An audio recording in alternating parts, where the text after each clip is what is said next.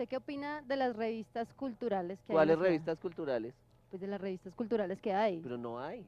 ¿Cómo que no? Hay muchísimas, está muy mal informado Yo usted. no sé a qué le llama usted revistas culturales.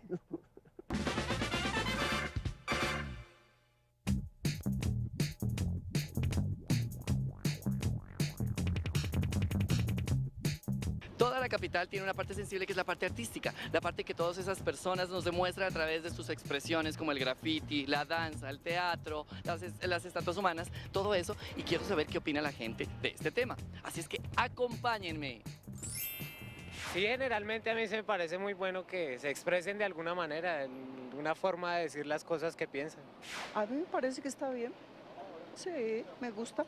¿Le gustan los grafiteros, las estatuas Ah, humanas, esa los parte no, cirqueros? no. Los grafitis porque manchan todas las paredes, es lo que no me gusta.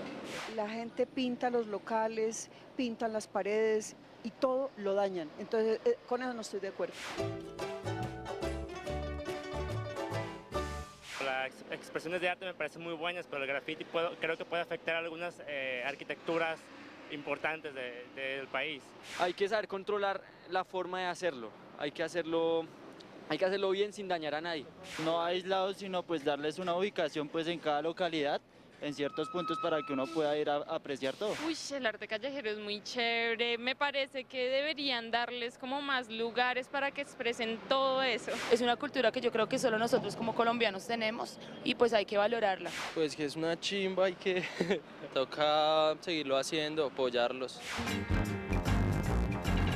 Que las calles cada día son muy solitarias, nadie pasa por allí, nadie quiere pues morir y a las pocas personas que a diario les toca sobrevivir son las guerreras, las que llevan su mazo en la mano y van bien preparadas por si les toca sufrir el asalto de algún pillo de los que habitan por ahí. Debería haber un lugar donde la gente pueda llegar a hacer eso, legalmente, sin necesidad de que lo joda la gente. El arte es muy bonito. Que todo el mundo tiene derecho a trabajar. Pues a mí me parece que es bien importante. Pues es una muy buena forma de expresión por parte de los diferentes artistas que cuentan nuestra capital.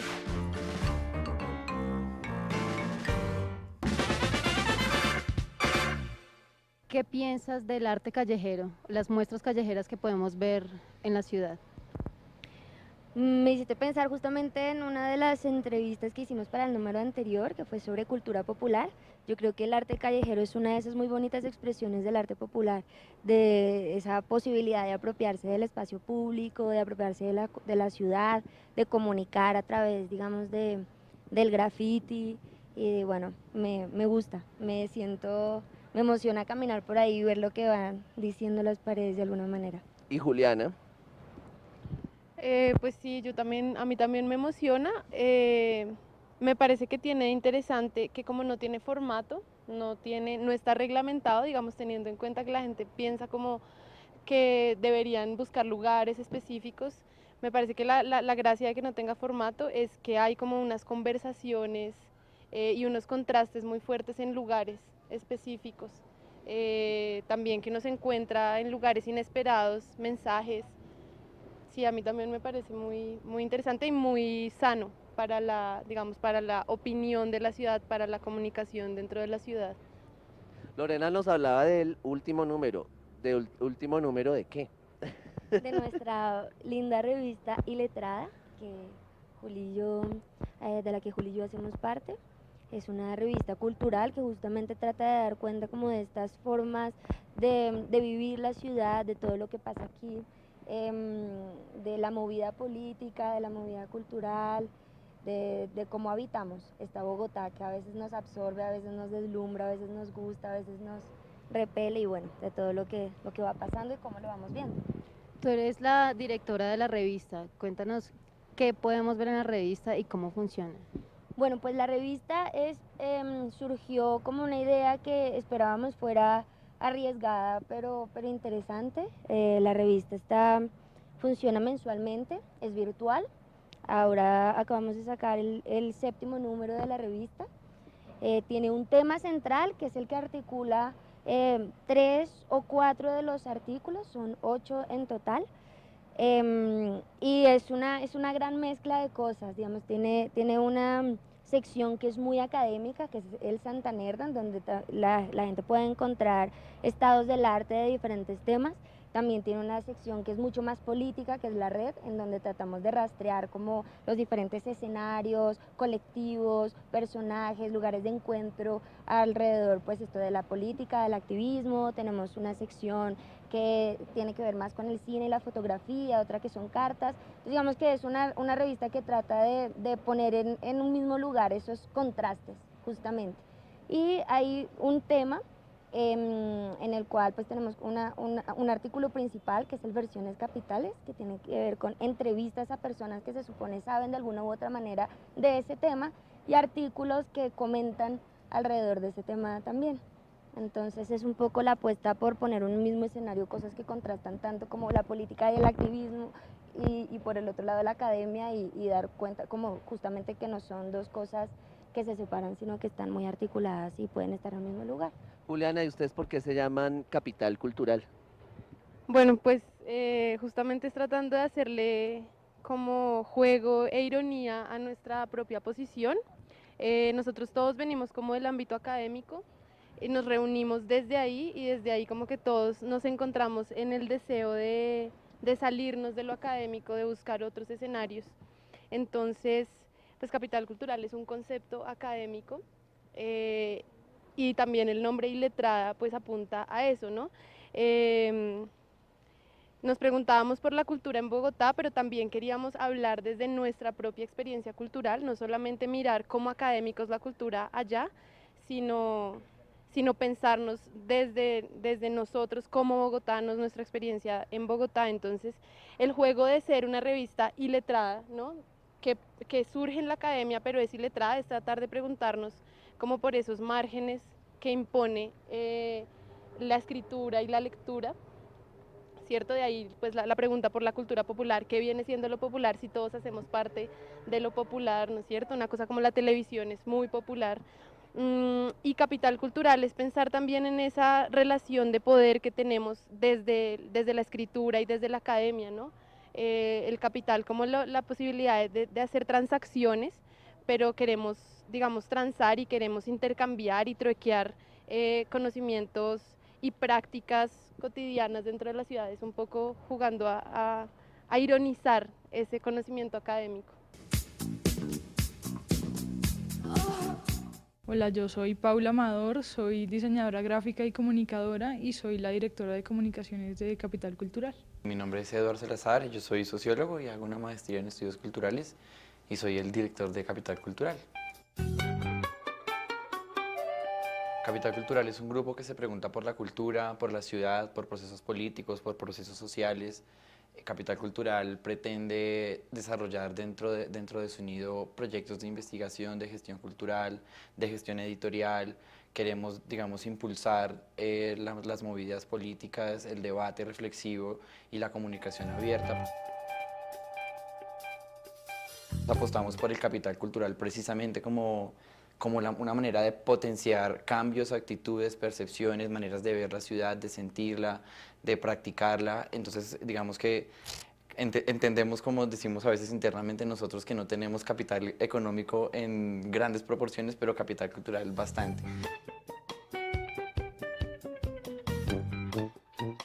La brecha entre los medios que son supremamente académicos o los que son supremamente de consumo masivo es muy amplia. La academia se quedó atrapada, digamos, de cierto modo en el público universitario, en las conferencias de las universidades, y por otro lado los datos de la cultura se quedaron en una visión demasiado genérica y, digamos, un poquito capitalista y consumista. Lo que más nos interesa es poner a conversar, no de manera contestataria, o sea, no queremos ni contestarle a los medios tradicionales ni a la academia, sino que queremos poner en discusión justamente cuáles son los valores que desde uno y otro lado se emiten. Le apostamos también además a visibilizar la gigante vida cultural de Bogotá.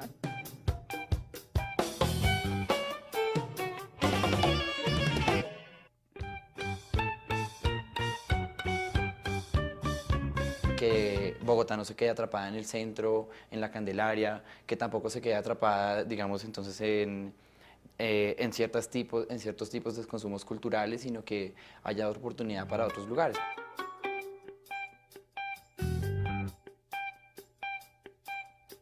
apostamos a la cultura en sentidos diversos. Ahorita tenemos la revista, pero queremos también hacer proyectos de gestión cultural, de gestión investigativa. Y sobre todo por una cosa, y es que tal y como lo dijimos en nuestra declaración de principios, somos complejos y creemos en la complejidad, y creemos que reducir la cultura inclusive a categorías como cine, teatro y etcétera es perderse una parte muy importante de lo que el saber social tiene para decirnos.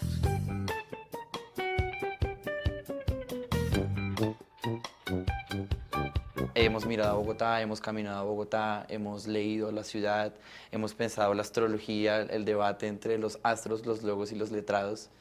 Este número que estamos celebrando ahorita, que está recién lanzado, es sobre los procesos LGBTI en la ciudad, la diversidad de género, de clase, de raza, la opción sexual. Y Letrada, digamos, transita por los temas.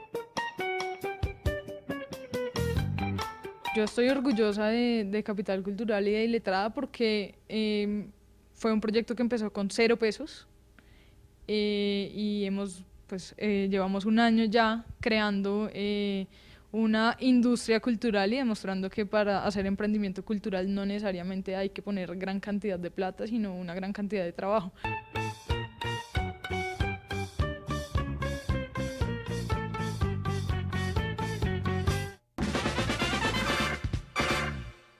¿Cuál sería como el lugar específico de Iletrada dentro de ese como universo de las publicaciones culturales? Yo creo que justamente como lo decía Juli, es ese lugar del margen, como de la frontera, de esa línea tan difícil de resolver y que no sabemos si lo hemos logrado, pero es la apuesta entre ser una revista muy académica, un journal, una revista de textos muy extensos, con temas muy concretos y muy profundos, y una agenda cultural, que tampoco no somos ninguna de esas dos cosas. Yo creo que la potencia es esa, como estar en el medio, pensarnos la cultura desde esa contradicción conceptual y desde esa como de lo complicado que es definir la cultura, ¿verdad? Como que la cultura no son solamente sus manifestaciones folclóricas, ni tampoco es la alta cultura, pero también es eso, como estar en ese margen, y creo que esa es como la característica de nuestra revista, tratarse de jugar desde allí. ¿Tú qué opinas? Sí, y además que, digamos, cuando empezamos a hacer la revista, en toda la preparación nos decían, bueno, tienen que definir un público, y tienen que definir porque, pues, para que una cosa así funcione, no tiene que estar dirigida para todo el mundo, sino que tiene que tener un segmento. Y creo que nosotros le apuntábamos muy arriesgadamente a no buscar ese segmento, sino como que le apostábamos a proponernos nosotros como una cosa donde mucha gente muy distinta pudiera encontrar un lugar de interés y de pronto encontrarse con algo que no le interesa y sorprenderse, ¿no? Es también como la apuesta. Por supuesto, invitamos a todos nuestros seguidores en Twitter de @elsofacapital a participar con nuestro tema, cómo miramos y cómo vivimos la cultura en la ciudad de Bogotá. Yo tenía una pregunta para más adelante, pero se las voy a hacer ya. ¿Por qué no hay una versión impresa? Bueno, pues justamente por eso que les comentábamos ahorita, de apostarle a salirnos de la academia sin necesidad de renunciar a ella, creemos que el lenguaje web nos propone retos para mirar temas rigurosamente y para analizar y para también pensar culturalmente. No es la versión bibliográfica que uno está acostumbrado en la academia, ¿no? De textos muy largos, de textos donde hay una argumentación muy fuerte, donde hay como casi una estructura definida de estado del arte, de marco teórico, de punto de análisis, de datos, sino son textos mucho más cortos y además permite la intertextualidad, ¿no? Conectar, por ejemplo, con otros espacios web, utilizar otros lenguajes audiovisuales, sonoros, visuales. Si ustedes entran a la página, se van a dar cuenta que tiene un contenido textual muy fuerte, o sea, claramente no es Iletrada porque tiene mucho texto, pero también la puerta de entrada a la revista, y también una apuesta que también le estamos haciendo es que la revista visualmente también cuente muchas cosas. Entonces ustedes entran a la página y no van a ver sino Iletrada, es el único texto que encuentran, bueno, y los textos de las secciones, pero digamos la cosa de la fotografía es muy fuerte, de los colores, de la imagen. El diseño también, hemos visto como un trabajo cuidado y que se centra mucho en lo visual en esta página. Y también hemos visto entre los temas de octubre algo sobre los estereotipos en redes sociales.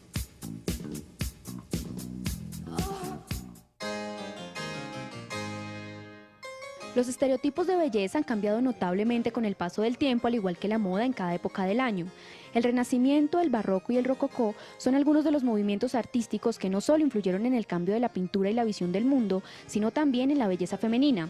Durante la época renacentista apareció una prenda para estilizar la figura de la mujer que aún sigue vigente, el corset, cuya finalidad era mantener una postura erguida, levantar o aplanar el busto y afinar la cintura. Los primeros corsets de la historia eran de hierro. Con el paso del tiempo se fueron modificando hasta llegar a los corsets que conocemos hoy.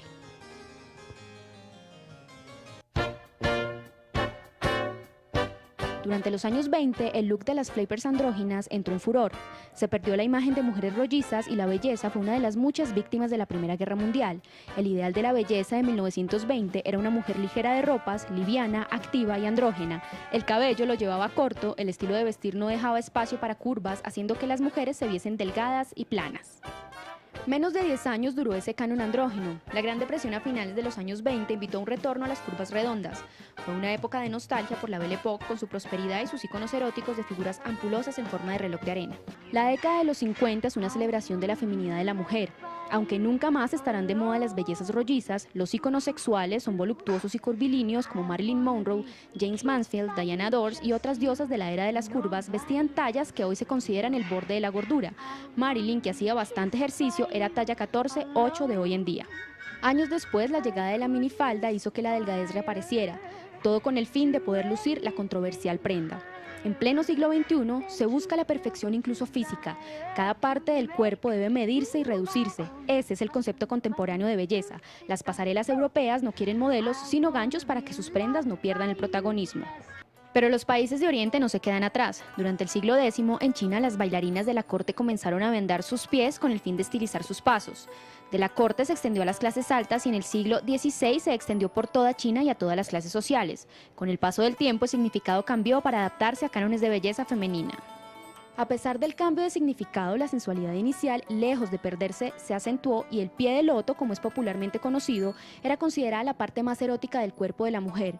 Sin embargo, para que los pies se convirtiesen en loto dorado, obra de arte y objeto de deseo, debían medir solo 7 centímetros y reunir las siguientes características: ser delgados, pequeños, puntiagudos, arqueados, perfumados, suaves y simétricos.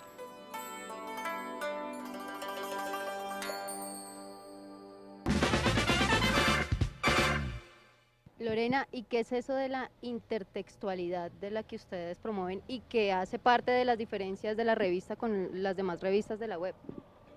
Sí, digamos que yo creo que es más bien como esa potencia que tiene el hecho de que sea una revista virtual y no una revista impresa, la posibilidad de, por ejemplo, estar leyendo un artículo sobre los Chemical Brothers y poderse meter a ver el video directamente, o de pronto, como en nuestro último número, poder tener la versión completa de uno de los libros que se reseña, que es sobre la situación de las mujeres trans en el conflicto, esa posibilidad de pronto en una sección de la red, de no solo leer la reseña que se hace del grupo, sino poder entrar directamente a su página en Facebook, etcétera. Digamos, es una revista que está contenida en 8 secciones, pero que a la vez tiene muchas raíces, vertientes.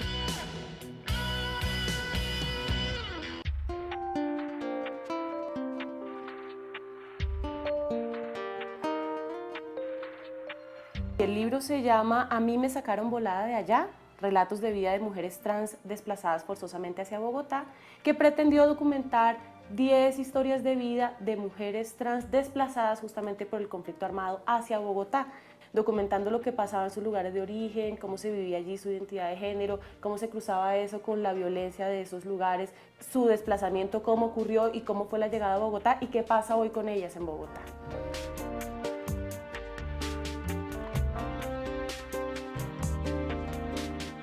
Lo que hicimos fue contactar a las organizaciones en Bogotá que trabajan con mujeres trans y hacer allí la búsqueda a ver si dentro de sus redes había mujeres, sospechábamos que sí, y efectivamente lo constatamos, que hubieran llegado a la ciudad digamos, dentro de las razones por las que hubieran llegado a la ciudad, estuviera situaciones de desplazamiento, situaciones de violencia vivida en sus regiones, situaciones en las que su identidad de género se hacía inviable en el marco de territorios ocupados y dominados por actores armados.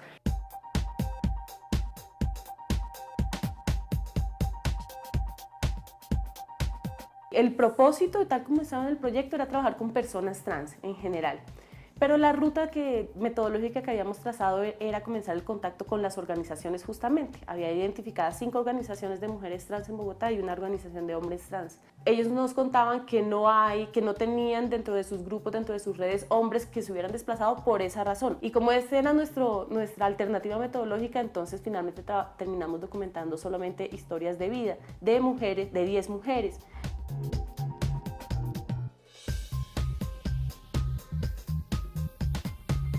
El archivo de Bogotá ya desde hace un tiempo se viene pensando, digamos, su política es pensarse no solo como un sitio donde se guardan documentos, sino donde se produce conocimiento sobre la ciudad. Y lo que hizo el archivo fue hacer una convocatoria amplia a la que podían presentarse propuestas para documentar historias de vida de afectaciones, graves violaciones a los derechos humanos en contextos de guerra que tuvieran impacto en Bogotá y que tuvieran que ver o con lo étnico o con el tema de género.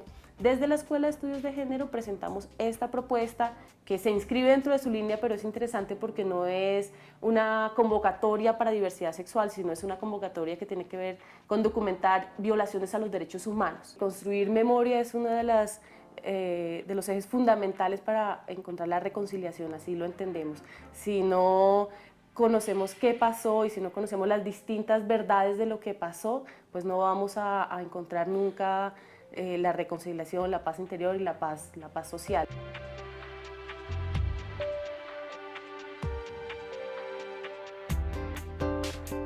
La investigación la coordiné yo fui la investigadora principal, me acompañaron 3 coinvestigadoras, Susan Herrera, Lina Lozano, Ana María Ortiz y una auxiliar de investigación, Laura Fajardo. Y el libro se consigue, bueno, en el físico se sacaron un poquito, ya no está en las bibliotecas de las principales universidades, está en la biblioteca de la Universidad Nacional, pero se consigue en digital, en la página web de la Escuela de Estudios de Género se puede descargar el libro.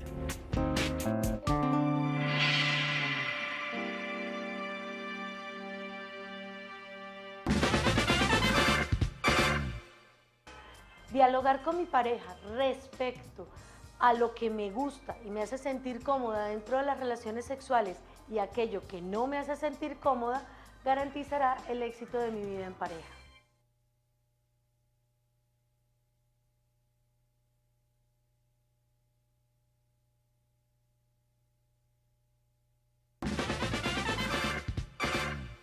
La Secretaría Distrital de Planeación, a través de la Dirección de Diversidad Sexual y la coordinación con la Registraduría Distrital, realizará una campaña de documentación y cambio de nombres para transgeneristas, para hombres y mujeres transexuales, transgénero, travestis y transformistas. Los servicios son cambio de nombre, duplicado y primera vez. Envíe su nombre, cédula, número de teléfono y el tipo de servicio que requiere a la información que aparece en pantalla.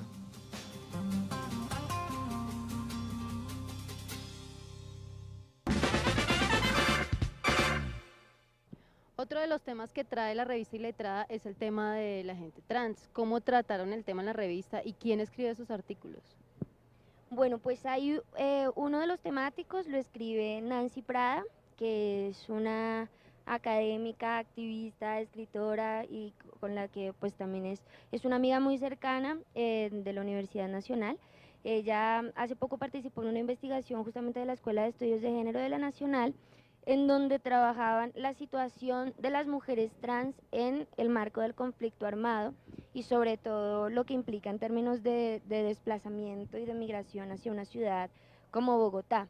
Entonces el artículo es muy interesante porque justamente hablamos de esta ciudad como un escenario también determinante para las construcciones de género, lo que significa no ser una persona heteronormativa o asumir la regla y las dificultades que eso trae consigo, y sobre todo cuando eso está atravesado por el marco del conflicto armado, que digamos que del conflicto hablamos mucho en muchos términos, desde muchos ángulos, pero este tema de las personas gays, trans, lesbianas, digamos, también ahí hay una manera de normalizar los cuerpos y de castigar esa desviación que es muy fuerte y que bueno, que toma después asiento acá en Bogotá y que es muy interesante ver. El artículo es muy bonito, maravilloso y pues vale la pena darle una miradita a ese Bueno, y tema. les cuento que también Iletrada tiene una sección de cine y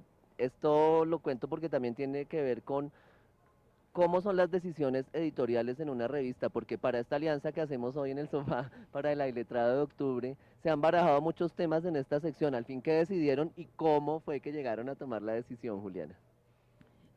Bueno, no, pues finalmente nos quedamos con una experiencia de una mujer documentalista del norte de México que, digamos, se dejó seducir por la imagen de los transexuales y travestis en su ciudad desde muy pequeña. Ella habla de los años 90, hizo su trabajo de grado con eso y luego se desplazó hacia Guadalajara, que es la ciudad gay en México, y también como que se dedicó a rastrear por ahí cómo vivían los trans, porque ella dice pues que Guadalajara tiene el gran contraste de ser una ciudad muy goda, muy conservadora, pero al mismo tiempo la capital gay de México. Muy trans. Exacto.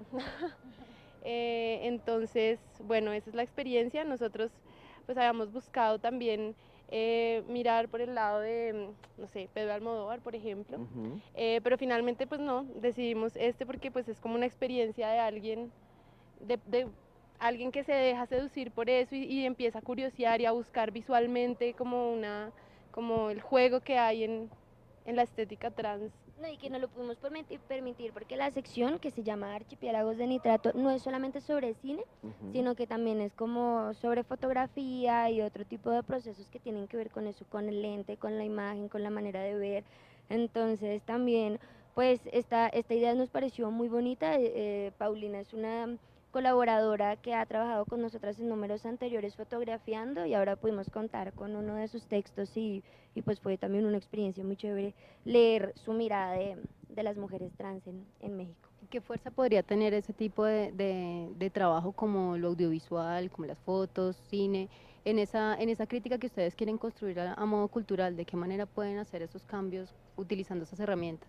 Desde la imagen, pues creemos que, por ejemplo, en lo que les contábamos ahorita de esta persona que es mirar las trans y dejarse encantar por una imagen. Hola, soy Mónica Moya, directora y productora del documental Putas o Peluqueras.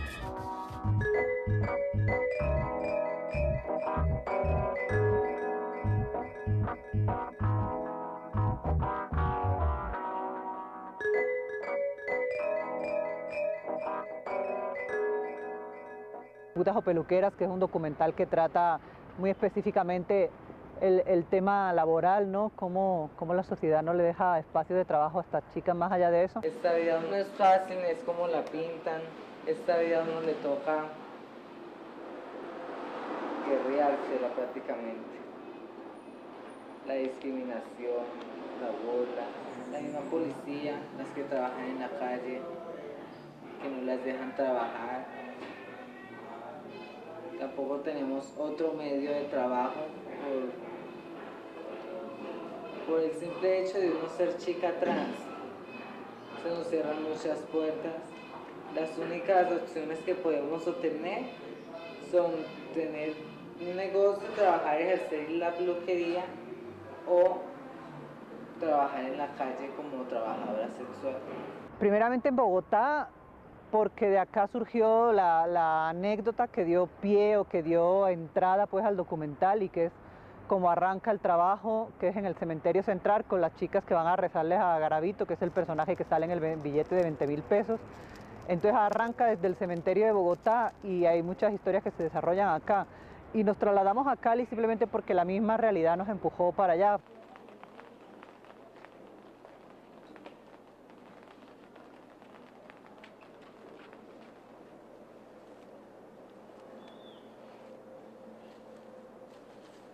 Garavito es la imagen que usan en el billete de 20.000 pesos de acá de Colombia. Entonces la creencia es que él da fortuna y dinero por salir en el billete de 20.000 pesos. Más no tengo ni la menor idea quién sea Garavito. Capillita Gay. ¿Ustedes por qué son devotos a esa imagen? Pues yo fui a visitarlo un día y pues ella me fue muy bien, en el sentido de que me llegó buen dinero, buen hubo dinero, buen trabajo, muy buen dinero. Entonces pues yo dije, sí es verdad, sí es verdad que trae buena suerte. Por ejemplo, en Cali cuentan casos de maltrato policial a las chicas trans que me impactaron mucho, pero a mí personalmente me ha marcado sobremanera el hecho de que de las mujeres que salen en la película, que es un universo de 52 minutos en el que es breve pues la cantidad de gente que puede desfilar por la pantalla, hay 2 chicas de las que salen ahí que las asesinaron acá en el barrio Santa Fe y que sus crímenes están impunes como pasa con casi todos los de la población trans. Coronel, ¿cómo le va?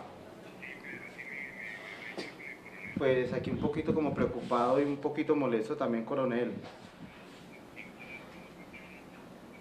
Es que se siguen presentando todos esos hostigamientos y estas golpizas. Anoche a la 1:30 de la mañana me llamaron unas compañeras que se ubican en la zona de la 14 de Calima y ahí había gentes que las estaban amenazando, les estaban colocando los revólveres en la cabeza, se escuchaba toda la bulla y tristemente no pude asistir a coronel, pero hoy me voy a dirigir a la zona en horas de la noche cuando ellas estén ejerciendo el trabajo porque ellas le cogieron la placa de los carros y la placa de los oficiales. ¿Qué es lo que yo quiero? Como está tratado de una manera muy humana, que la próxima vez después de ver la película que nos crucemos con personas trans en la calle, las miremos como miramos a cualquier ser humano, seamos capaces de mirarle a los ojos, de sonreírles, de saludar o de simplemente pasar a su lado como pasamos al lado de cualquier otro ser humano.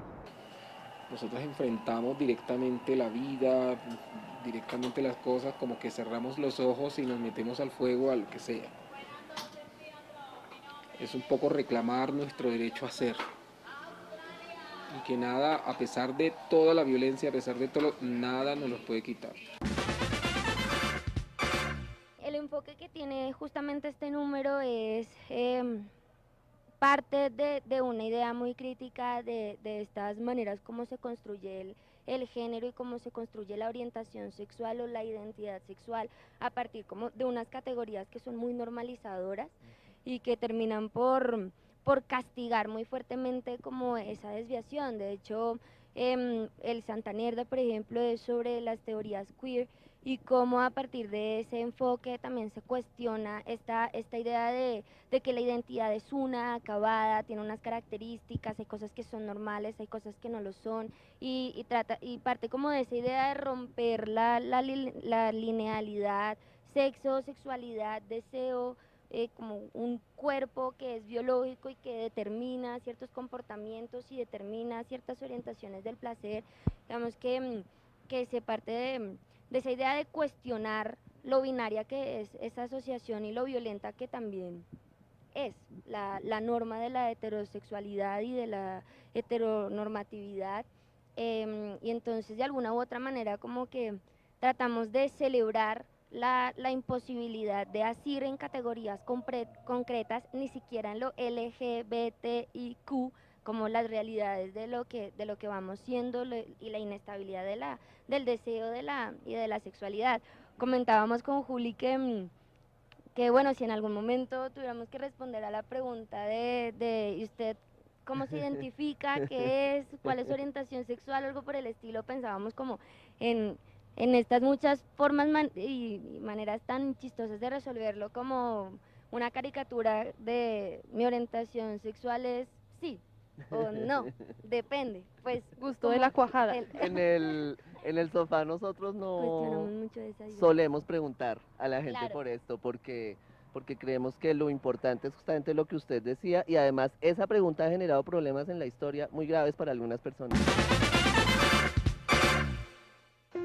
Alan Turing nació en Londres el 23 de junio de 1912. A los 23 años publicó un artículo donde demostró que ciertos problemas matemáticos no se pueden resolver mediante un proceso fijo. Este artículo fue decisivo para el desarrollo de la teoría informática y la concepción de una máquina universal, conocida como la máquina de Turing, la cual sentó las bases teóricas de los computadores. Gracias a Turing, hoy en día existen máquinas con un pensamiento parecido al pensamiento humano. Por esto es llamado el padre de la inteligencia artificial. En 1952, Turing fue acusado por comportamientos homosexuales que eran castigados por una ley promulgada en 1885. Estuvo un año en libertad condicional y se le ordenó que siguiera un tratamiento de castración química. Turing se sometió al tratamiento durante un año y después trató de continuar con su vida. Sin embargo, ciertas personas muy influyentes lo consideraban un riesgo permanente para la seguridad. El 7 de junio de 1954, Alan Turing inyectó cianuro en una manzana y se la comió. Así escapó de un mundo que no fue capaz de acogerlo ni de respetarlo.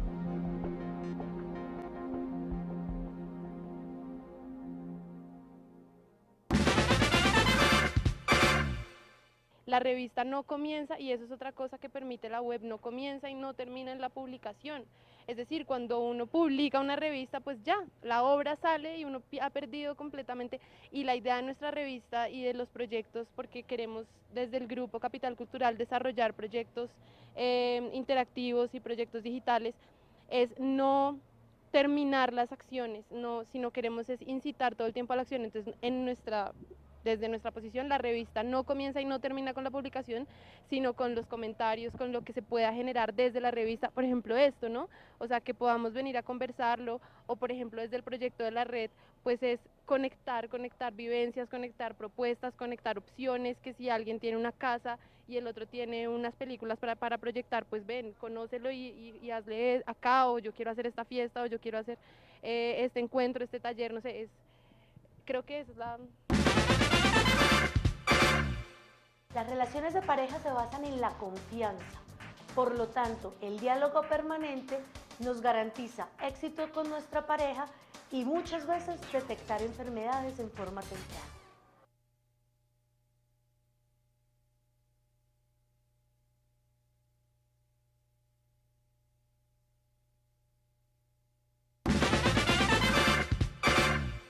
La Secretaría Distrital de Planeación, a través de la Dirección de Diversidad Sexual y la coordinación con la Registraduría Distrital, realizará una campaña de documentación y cambio de nombres para transgeneristas, para hombres y mujeres transexuales, transgénero, travestis y transformistas.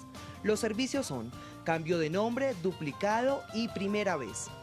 Envíe su nombre, cédula, número de teléfono y el tipo de servicio que requiere a la información que aparece en pantalla.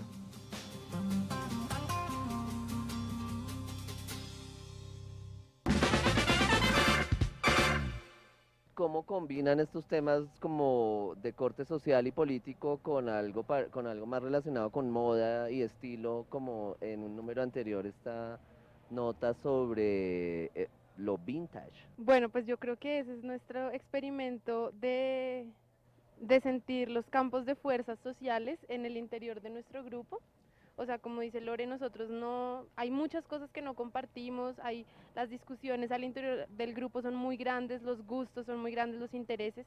Entonces, pues creo que la posibilidad es justamente eso, ¿no? Que se pueda encontrar una cosa y otra. Por ejemplo, en el número vintage, nosotros incluimos en la parte de Santa Nerda el trabajo de Walter Benjamin, que creemos que es no la pregunta por lo vintage como esa tendencia de moda que está en este momento, sino por la ruina, ¿no? Y por la importancia de las cosas del pasado, de lo que nos queda, lo que nos queda del pasado y su importancia política. Lo vintage son todos los objetos que nos remiten al pasado, no tienen que ser necesariamente de segunda o haber sido creados en una época remota. Si usted tiene cierto interés por revivir el pasado, lo puede lograr a través de su ropa o accesorios. Desempolve la ropa de sus abuelos, recicle, reutilice y alargue la vida de estos objetos encantadores y únicos que le darán un poco de estilo vintage a su forma de vestir. Denle la oportunidad a las tiendas de segunda. Vaya con tiempo y disposición. Podrá encontrar prendas encantadoras en buen estado y únicas. No se deje vencer por la preocupación que le producen los sitios y olores. No hay nada que una buena lavada no pueda solucionar. El mes pasado, septiembre, se realizó en Bogotá el Ciclo Rosa. Bueno, tuvimos la oportunidad de ver muchísimas cosas, entre ellas un documental llamado El Che de los Gays, que yo vi que está en el blog de Iletrada.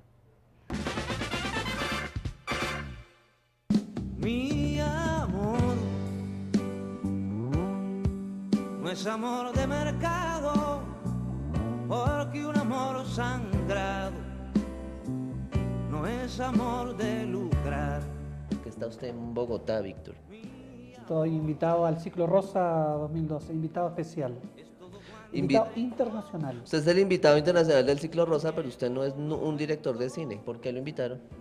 Porque soy el protagonista del documental y el protagonista junto con mi abuela de esa historia de lucha y de emancipación político, social y cultural de un homosexual que cree aún en la revolución.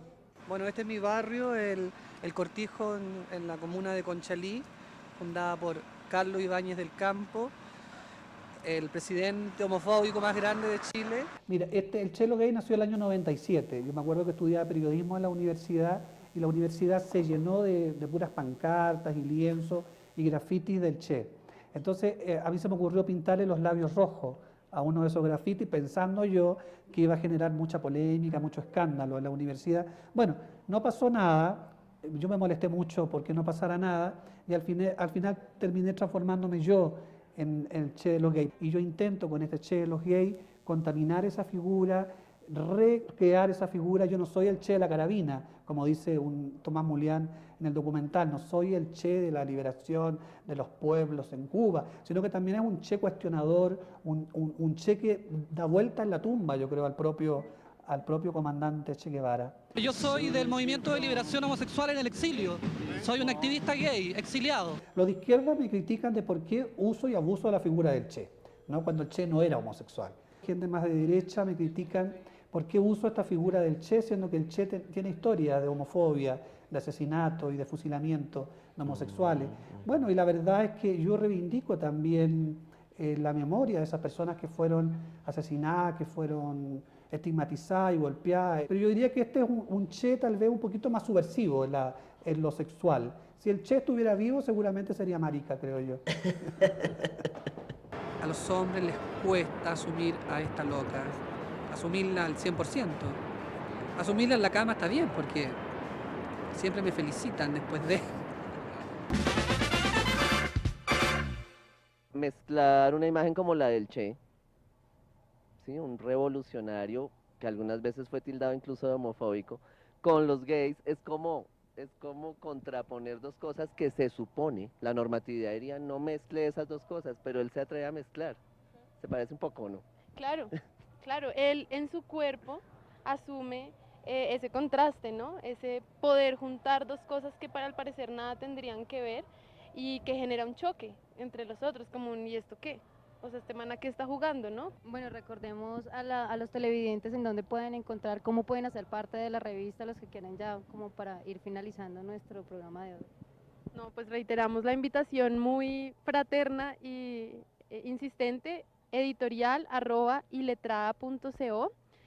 Ahí recibimos toda clase de propuestas, apoyos. Y a nosotros nos pueden encontrar en Twitter en @elsofacapital, por Facebook El Sofá Capital y enviarnos sus comentarios por elsofacapital@gmail.com.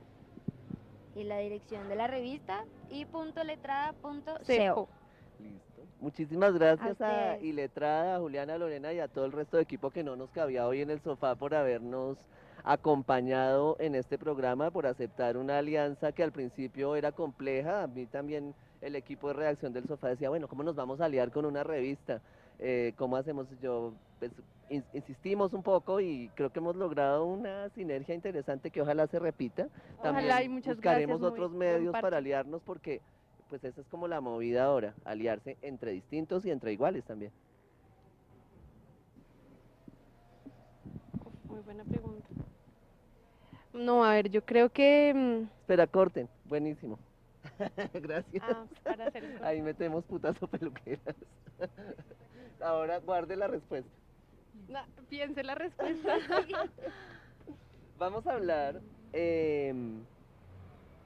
nosotros metimos acá una nota, ustedes debieron ver como yo les mandé el libreto. Ya el 14, sí.